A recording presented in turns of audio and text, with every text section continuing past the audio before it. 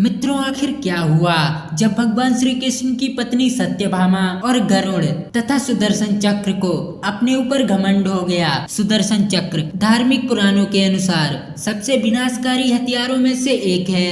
श्री कृष्ण के सुदर्शन चक्र से जुड़ी कई कहानियां हमें पुराणों में मिलती हैं। भगवत पुराण के अनुसार इस अस्त्र का प्रयोग भगवान श्री कृष्ण दुर्जनों के संहार के लिए करते थे। लेकिन क्या हुआ जब सुदर्शन चक्र को खुद पर घमंड हो गया और उन्होंने हनुमान जी को रोकने की कोशिश की। आइए जानते हैं। वीडियो में आगे बढ़ने से पहले हमारे चैनल को सब्सक्राइब करें और बेल आइकन अवश्य दबाएं। तो धार्मिक कहानी कुछ इस प्रकार है कि श्री कृष्ण द्वारिका में रानी सत्यभामा के साथ सिंहासन पर विराजमान थे और उनके निकट ही गरुड़ और सुदर्शन चक्र भी उनकी सेवा में विराजमान थे। बातों ही बातों में रानी सत्यभामा ने व्यंग्यपूर्ण शब्दों में श्री कृष्ण से पूछा, हे स्वामी, आपने त्रेता युग में राम के रूप में जन्म लिया था और आपकी पत्नी सीता थी। क्या वे मुझसे अधिक खूबसूरत थी? श्री कृष्ण सत्यभामा की बात का जवाब देते उससे पहले ही गरुड़ ने भगवान श्री कृष्ण से कहा,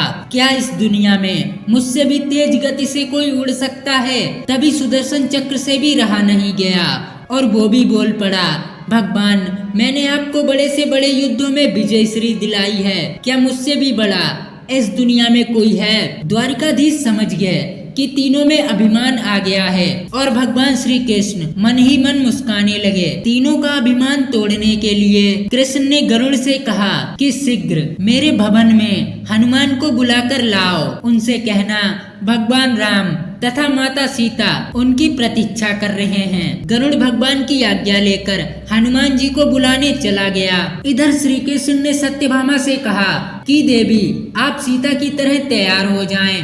और श्री कृष्ण ने राम का रूप धारण कर लिया। तब श्री कृष्ण ने सुदर्शन चक्र को आज्ञा देते हुए कहा कि तुम महल के प्रवेश द्वार पर पहरा दो और ध्यान रखना कि मेरी आज्ञा के बिना महल के अंदर कोई प्रवेश ना करने पाए। सुदर्शन चक्र ने कहा, जो आज्ञा भगवान, और महल के प्रवेश द्वार पर तैनात हो गया। इधर गरुड़ ने हनुमान जी से कहा, हे वानर श्रेष्ठ, भगवान राम हनुमान से मिलने द्वारिका आए हुए हैं। आपके लिए आमंत्रण लाया हूँ, कृपया मेरे साथ चलिए, नहीं तो आप मेरी पीठ पर बैठिए, मैं शीघ्र ही आपको ले चलता हूँ। हनुमान जी ने उनसे कहा कि तुम चलो, मैं आता हूँ। गरुड़ ने मन ही मन में विचार किया कि हनुमान जी तो वृद्ध हो चुके हैं, ये कैसे जल्दी चलेंगे।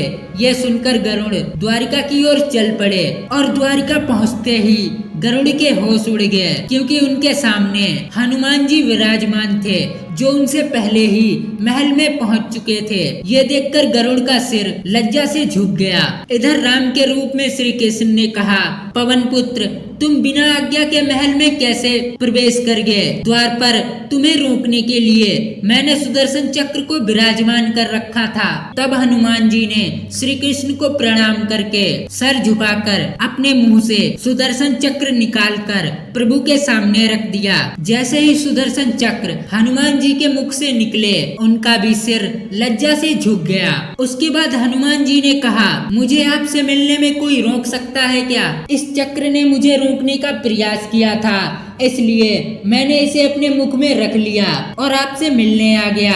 भगवान मन ही मन मुस्काने लगे और हनुमान जी ने प्रभु से प्रश्न किया, हे प्रभु, मैं आपको तो पहचानता हूँ, आप ही श्री कृष्ण के रूप में मेरे राम जी हो, लेकिन आपने माता सीता के स्थान पर किस दासी को इतना सम्मान दे दिया कि वे आपके साथ सिंहासन पर विराजमान है। और ये सुनते ही सत्यभामा का अहंकार चूर चूर हो गया। इस प्रकार गरुड़, सुदर्शन चक्र, रानी सत्यभामा तीनों का अहंकार चूर चूर हो गया। कभी भी घमंड नहीं करना चाहिए। अगर आपको हमारी ये खास जानकारी पसंद आई हो तो चैनल को सब्सक्राइब करें और बेल आइकन अवश्य दबाएं।